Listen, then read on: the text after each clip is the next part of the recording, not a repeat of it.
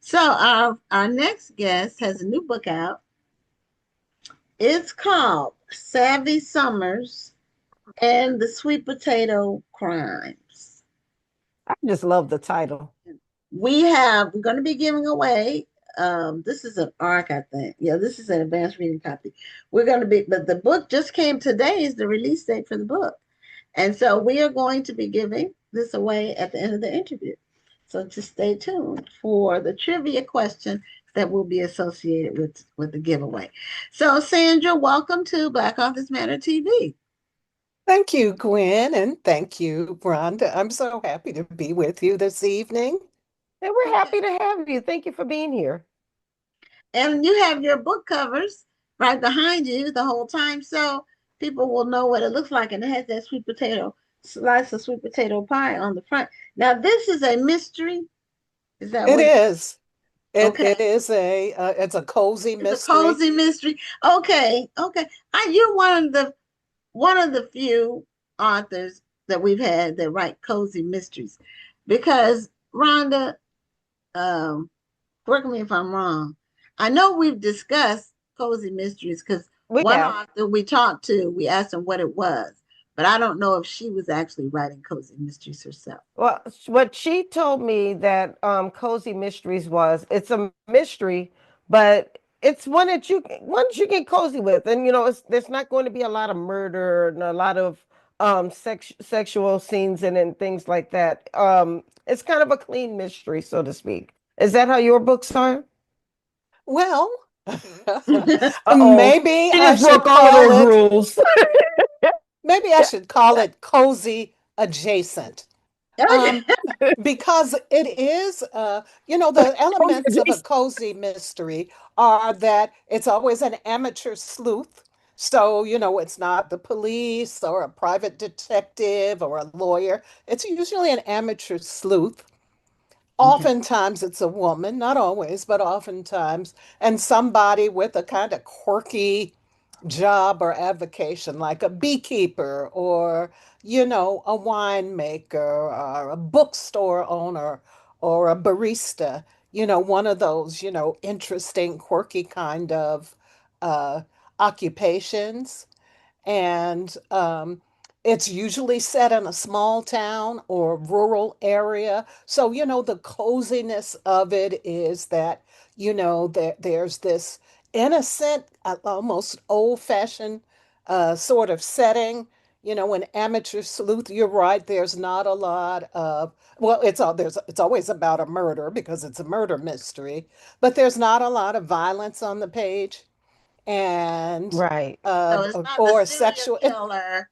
It's not a serial killer, on the loose in a cozy Not mystery. generally, Yeah. because cozy readers have certain expectations that they Okay. bring to the genre. However, I'm a black woman. I don't know if you noticed that. Okay. And I'm a black woman that writes about black people. Yes. And Yeah. so, and Savvy Summers, the protagonist of the novel, is a mature black woman who's been married twice. So she has a love life. I'm not going to pretend that she's a virgin or that she's never had sex. And, it's not set in a small town. It's set in a kind of cliquish community, the Woodlawn on the south side of Chicago. So it might have this feeling of a small town, but it's in a major city. And Okay. it's, set among a certain, kind of, well, so it takes place in a soul food restaurant and all of the different people that come in and out. And you might have somebody that, well, I do, who might utter a cuss word or two. Okay. Um, so it might be, instead of being PG rated, maybe it's PG-13. Okay. Or, Okay. what's the next level? PG-18, maybe. I don't know. I think it's R after that Okay. Yeah. PG-13 is R. We'll go with Yeah, well, yeah. PG-13. The ratings are not where they used to be. The line has shifted. What used to be R is now PG-13. And what Oh, used to be X is now R. And I don't even know if there's an X anymore because they show everything just Oh, there's about the another rating. another rating. It's called NC-17. which What? is I think that's be somewhere between PG-13 and R. okay. All But right. people can see everything now. So it really doesn't matter that much. And so it's kind of like on your books, you remember the old show, and I don't know if I ever even watched the show, but Murder She Wrote, that's like a Yeah, cozy mystery. that is. It's Okay. Jessica Fletcher is an older woman who lives in the small town of Cabot Cove. And for a small town, there's a surprising number of murders. I mean, there's a murder every week. And that's one of the things that, I kind of struggle with cozy mysteries because at the rate people die in some of these small towns, there'd be nobody left. Right. The population is depleting, rapidly depleting. See, On the other hand, there are I plenty never of saw people it in that way. Chicago. Yeah, well, in Chicago, sometimes the murders are these multiples in one day. But you're saying Woodlawn is like a exclusive community in Chicago. Woodlawn is a changing community in Chicago. It is a Black community, but it's changing because it's within in the shadow of the University of Chicago, which is a very upscale, wealthy private institution. So there's a certain amount of gentrification that's going on in Woodlawn. Mhm. Um, and the population is shifting slowly, shifting. So that becomes part of the story. In fact, that's a major storyline in Okay, Savvy Summers and the Sweet Potato Crime because she has a modest little cute soul food restaurant sitting on very valuable property, and somebody wants to slide that from underneath her. okay. So So, in a developers have her in their crosshairs. yeah, exactly. So she's fighting on two sides. One is trying to figure out the person who she believes is responsible for a murder that takes place in her restaurant, and her prize-winning sweet potato pie is being blamed for it. And then on the other hand, she's trying to save her business from, these unscrupulous developers who want to buy it for a song and, build a, I don't know, a big box store or Right. something in its place. Or some expensive condos or something. Yeah, something that changes the character of the neighborhood and drives her out of business. So I had a lot of fun writing it. It's a little slightly on the racy side. I heard the Lisa, the previous author, talking about, writing sex scenes and that sort of thing. And there usually aren't a lot of sex scenes in cozy mysteries. But, there are a couple of them in here, and, not explicit. Um, but there is, for example, it's discovered that, the elderly womanizer who dies after eating sweet potato uh, pie in the restaurant has been poisoned by an overdose of Viagra. Not a dope. Oh, so So he they, I died guess they died kind smiling. of happy. Is that yeah? That's what I say. He died Well, it's, an overdose of Viagra is painful, from what I Mm, understand.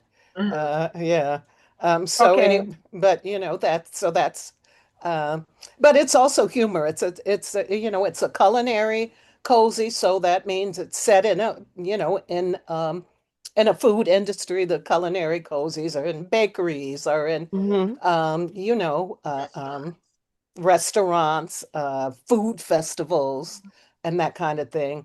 Yeah. And that contributes to because food can be just such a cozy and nurturing part of life, Right. and but it's a murder mystery that Savvy Summers, a reluctant sleuth, she doesn't want to go out there, you know, combing Woodlawn for murderers, but she's trying to save her business.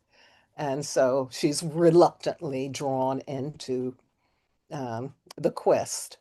But there's a lot of humor too.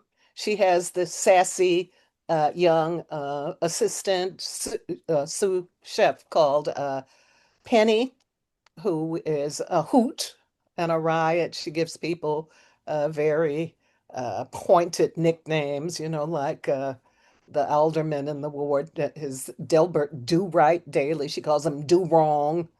Um, and Henpecked Henry, and those sorts of quirky characters.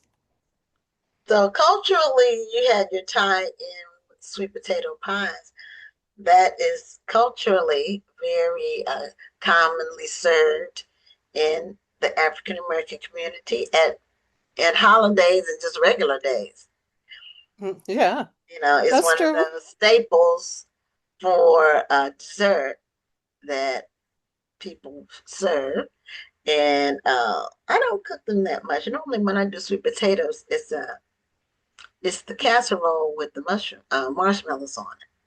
But You like that? oh yeah, it's delicious. See, I'm a sweet potato pie kind of girl. My great aunt taught me how to make sweet potato pie back when I was married. She found out that my husband at that time Like the loved sweet potato pie. So mhm. she was like, "Well, Rhonda, you need to learn how to make sweet potato pie because your husband likes sweet potato pie." And so I learned how to make sweet potato pie, and people like my pie. So Rhonda, that's so coincidental because Savvy Summers, she learns how to cook soul food from her Mississippi-born great aunt.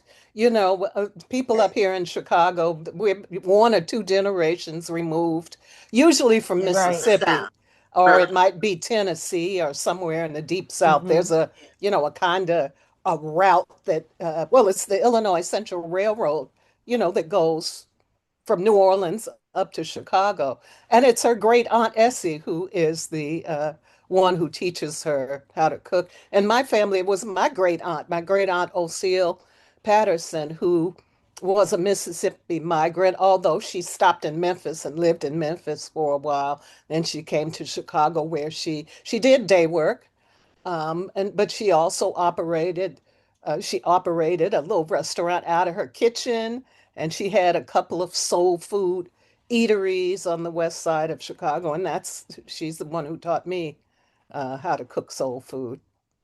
Okay. Yes. Yeah, I can make a sweet potato pie, but because it's kind of the same ingredients as the casserole. You make it similarly, but normally I will make the casserole. But my husband does love sweet potato pies, and so I buy him one about once a month just for him because He it's gets not his one own thing. pie. He gets his own pie. Lucky fella. And he'll eat it like in one day. One time he ate it like in one day, and he said his stomach was feeling funny. I said, "Yeah, that's what you ate that Because you ate an entire pie. pie one day. I said you need to space it out." So, So, 'cause I did want to tell you about some of the comments that we've been getting. First of all, Tony Benito wants to know if this is your first book since Hot Johnny and the Women Who Loved Him. Oh, okay. Tony knows her stuff or his stuff. That's one of those Her stuff. unisex names. Yes, Yeah. it's my sort of first project since Hot Johnny and the Women Who Loved Him, which was my last novel. But in the interim, it's been a number of years. I've written in various genres, short fiction, essays, and the like. I edited an anthology on the 100th centennial of Gwendolyn Brooks's birthday. Gwendolyn Brooks was a poet laureate of Illinois, and the poetry consultant for the Library of Congress. But it is my first novel in many years. And it's also a new chapter for me because my background is in literary and historical fiction writing. But I've always read mysteries and I've always loved mysteries. And when I retired, about 10 years ago, I said that I am going to write. It's my put up or shut up era. I'm going to write whatever I want to write. All of the different things that I've thought about writing, I'm going to try my hand at it. And mystery writing was one of those. So here we are. Okay. And then Ginger Mans says she enjoyed the book. So she either got an art or she got it as soon as it came out and read it already. Thank you, Ginger. That's Yeah. awesome. Yeah, my publisher sent out a lot of ARCs to reviewers and book influencers. ARCs, for people who might not know, are advanced review copies that will be either, I think you have an ARC, so Yeah. it could be physical or it could also be digital. And the industry has changed so much since I was published the last time. Back then, there was no such thing as ARCs, and social media marketing was negligible, in this Mhm.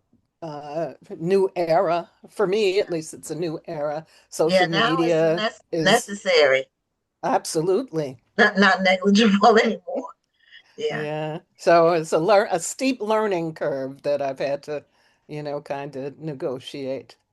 Now that is your title, and I ask this question often because I know editors change titles, and it's probably 50-50, or maybe less than 50-50 for people who with traditionally published publishers, that their title, their working title, ended up making the final cut. So was this your working title, or did it end up changing? Or Well, sort of, kind of. So my original title was Sweet Potato Crimes. And I think my editor foresaw that this was going to be a series. I mean, I always hoped it would be a series, but I had a one book deal, so there was never a guarantee. But she suggested Savvy Summers and the Sweet Potato Crimes, which is pretty genius because, I went on to get a contract for book number two, oh, which is Savvy Summers and the Po' Boy Perils. So Savvy Summers the is poor the boys. series Okay. title. Yeah, Okay, so it's gonna be food. So this is see, it's Yes. a recurring theme. It's gonna be food, and absolutely. I Savvy's mean, she is a chef. yeah, she is a chef. And So yeah, and this is a little bit of a departure because she's starting to experiment with New Orleans Creole cuisine, okay, which is she's her background is as a teacher and a high school vice principal, so she's not a classically uh, trained chef at Le Cordon Bleu or anything like that, but she does take a course in She just knows how to Creole cook. cookery, and she, falls in love with like gumbo and, po' boys and beignets and those sorts of things. well, Rhonda is a New Orleans native, so she when she reads this, she'll That's be right. able to tell you if the stuff is right. Well, Yeah. maybe I need to hire Rhonda as a consultant, a There we go. Creole Because a I'm a Creole gumbo food connoisseur. consultant. Oh, okay. Do you make gumbo, Rhonda? Absolutely. My grandmother taught me how to make gumbo. Okay. I had never heard of gumbo before I moved to Texas, and that's because half of Louisiana is in our state. And that was because I'm Yeah. from the East Coast. So we had what was called bouillabaisse, or it's French. It's like a French Mhm. version of gumbo, but it's not as hearty as gumbo. Mm-mm. But that's what I ate at restaurants on the East Coast. But they probably have gumbo now. But when I was living there and growing up and in college, when we would go to restaurants, it was a bouillabaisse. It wasn't so gumbo was a new thing when I moved here. And it's definitely not everybody can make it. Um and some people shouldn't. It's definitely it's a skill making a good pot of Yes. gumbo. Now we had Mississippi gumbo, which I don't know. I guess it probably traveled from Louisiana. It could have. I've never heard Um, of Mississippi gumbo. I've never, yeah, well, I've never heard it called that. I'm sure that there are people in Mississippi who make a fine gumbo. I've just never heard of it called Mississippi gumbo. Yeah. Well, I have, but it's a little Mm, different. okay. It's a little, that like some of the ingredients, it's not as likely to have seafood, to have chicken and sausage and that sort of thing. But Savvy Summers, one of her quests is to learn how to make an authentic Creole, well, authentic Creole dishes, including the po' boy, which, Okay. yeah, that it winds up being an important part of the plot in the Okay. novel. Now, are you a cook yourself? I am. Okay, because you I write love to about food cook. and dishes. So, that made me think that maybe you were a cook yourself. I can cook now. I mean, I Okay. don't, my daughter, my adult daughter lives with me. She moved back to Chicago from New York, where she had lived for a number of years. So she does a lot of the cooking now, but I'm still, called upon to, especially holidays, to make the, sort of traditional uh, kind of soul food or soul food fusion dishes because, soul food has changed in its Yes. journey, over Yes. the past 100 years. We don't use a lot, possum and stuff like that grandma and them, nobody wants to eat that anymore. Or, you know, raccoons and turtle soup, people still love gumbo, but and those sorts of things. But we also, our tastes have become a little bit more sophisticated and Fine. cosmopolitan, and we might want some, salmon, Yeah. prepared soul Yeah. food style. Yes. Yeah. Hmm. Yeah. I'm a cook as well. And I do soul food, but I also do some more modern dishes. And whenever I cook something with a recipe, I give it the Gwen spin. That's what I call it because The Gwen spin. it's not going to be exactly. I enhance it and make it better. So, Well, that's so the Not the creativity Lynn of a spin, but the Gwen chef. spin. the Gwen spin. Yeah, what did Banks always say? You steal from the best and make it your own. Yeah, That's I the find do a it. lot of recipes are missing seasoning or and I'll give you an example. I cooked it's a soup called creamy parmesan Italian soup. It's a light soup. It's similar to something you would get at Olive Garden, but has a cream base. It has cream, heavy cream and parmesan cheese in it and chicken broth. Well, the recipe calls for a pound of Italian sausage. And I said, you know what? I think if I do half of that, it'll be more of a soup. Hmm. And it is so good with just a little, just half a pound of that Italian sausage. Just really makes it a soup. Yeah, girl, So, that's, may use a recipe and maybe you'll make it that way the first time, but then from right. then on, you The, tweak it to your yeah, own yes, taste. yes, Yeah. yes. So, that Well, sounds like what Tony Savage. Benita said, Well, what did she say? What did Tony say?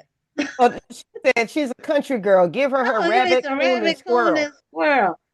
I have I ever I haven't had rabbit, never had coon, but rabbit and squirrel I had as a kid, but not I've since never then. had squirrel. I have had rabbit. Yeah, when Yeah. we lived in a rural area and my dad was a pastor of like four rural churches and the people couldn't pay him that much. And a lot of times they paid him in whatever they caught or killed, you know. Hmm. So they Hmm. would bring rabbits and squirrels, butchered already, but my mother would make something with them. And so, but I hadn't had any since then. I did want to also read what Ginger said. She said there's an audio version of as well, which I love audiobooks, so this comment resonates with me. She says she ordered the audio version today, and Sandra's novel reads like a movie or a TV series. The characters really came to life. I felt like I know them or have known many of them. Oh, see, Uh, that's a ringing endorsement, and right it off the bat is. on your release date.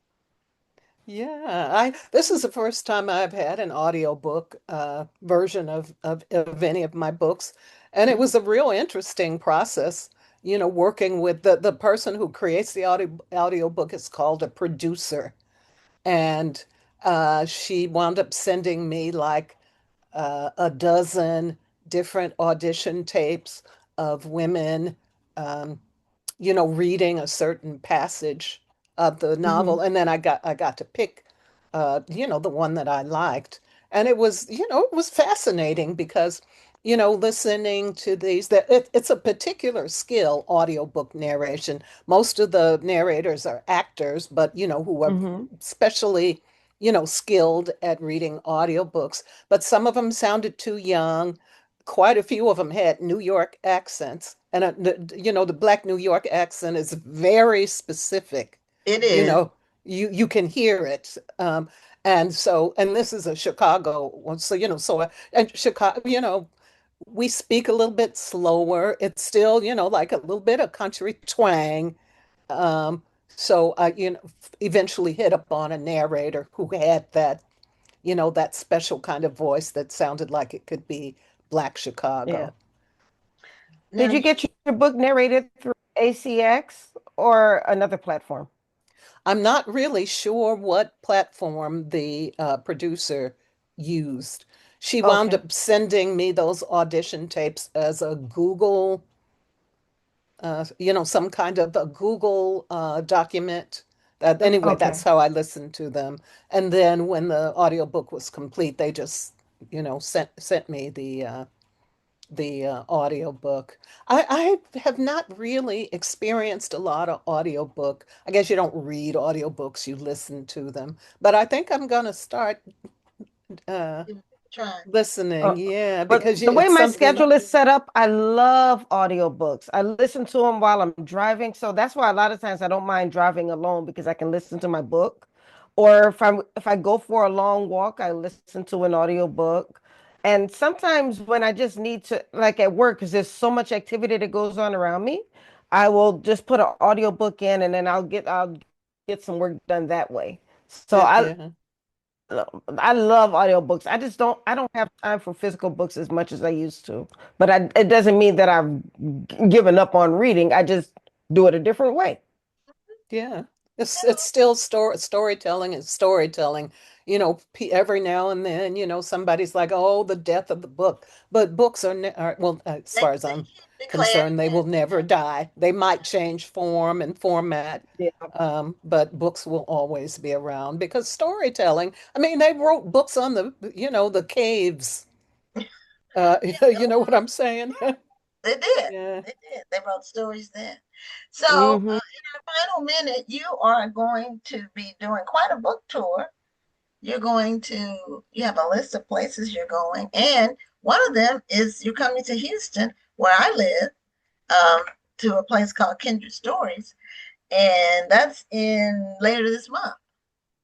Yeah, some of that's I think that's a virtual. Um, It's a virtual panel. yeah. So So you won't some of my appearances are virtual and some are this one. physical. I Yeah. need to find out how to tap into that Kindred Stories one. So um, I need to contact them and find out if they're making it open to the public and Yeah, I'm pretty access. sure it will be. Right. Yeah. Well, congratulations on your book, and Thank you, Gwen. we are giving away this art. And the trivia question is: Savvy Summers has she's a chef and she's opened a restaurant. What is the name of the restaurant? So if you get the answer correct, you get this ARC mailed to you. And if you have not won a book before, DM us your mailing address so we can send it to you. Well, Sandra, thank you so much for being a guest on Black Authors Matter TV. Thank you. I enjoyed this thoroughly. Well, Take we And care. enjoyed you. Thank you congratulations. so much. Bye. Okay, good night.